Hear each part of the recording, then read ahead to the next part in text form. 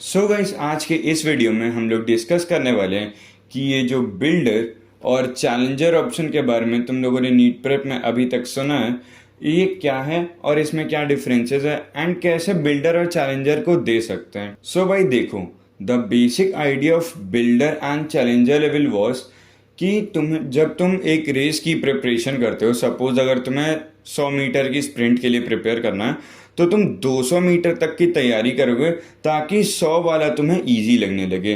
This was the concept कि जो builder level है उनके कट ऑफ नीट के आसपास के लेवल के रहे, जैसे 500 प्लस का कट ऑफ रहे, 530 550 तक की। एंड जो कट ऑफ चैलेंजर का रहे वो 450 से 500 के बीच में वेरी करे, ताकि एक्स्ट्रा डिफिकल्टी अगर तुम लोग पहले दे के जाओगे तो एग्जाम में तुम लोग को सारी चीज़ें ईजी लगेंगी।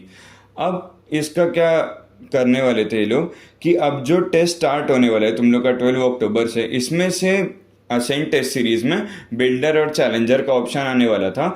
और वाइटल में क्या था कि 28 सितंबर को जो उन लोग का टेस्ट था उसमें भी बिल्डर और चैलेंजर था।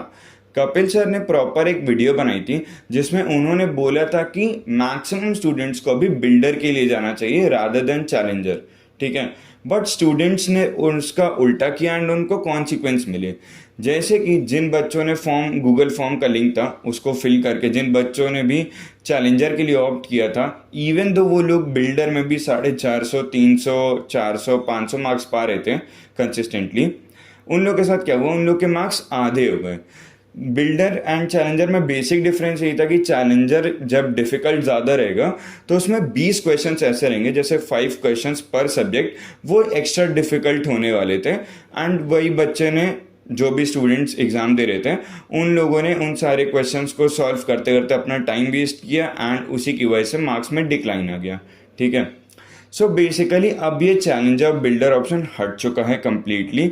मतलब ये दोनों टेस्ट तुम फिर भी अवेलेबल होंगे, बट ऑफलाइन जो भी लोग देने जाएंगे वो लोग सिर्फ बिल्डर का पेपर दे पाएंगे।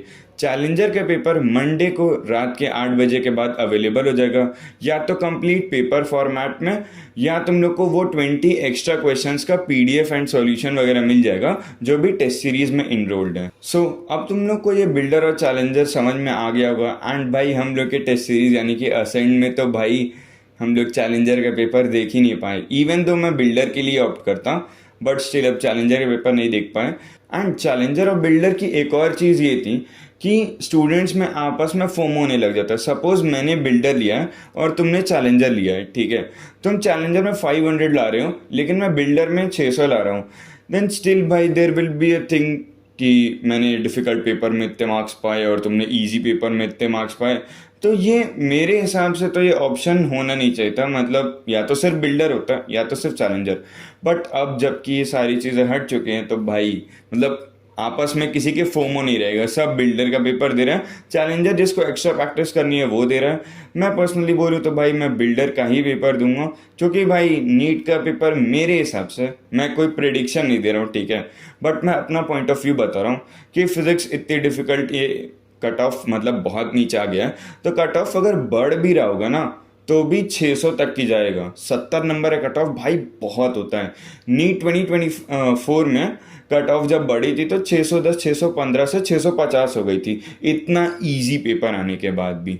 सो अब भाई यही होगा कि मैक्स टू मैक्स अगर कट ऑफ बढ़नी भी होगी तो वो 600 के पार नहीं जाएगी, ठीक है। और मैं तो यही लेके चल रहा हूँ कि भाई अगर मैं हर टेस्ट में 600 प्लस स्कोर कर रहा हूँ या 550 प्लस स्कोर कर रहा हूँ तो मैं गुड पोजीशन में हूँ, ठीक है। एंड बाकी तुम लोग बताना भाई कि तुम लोग के टेस्ट स्कोर्स क्या आ रहे हैं। एंड तब तक के लिए मिलते हैं नेक्स्ट वीडियो में। पीस।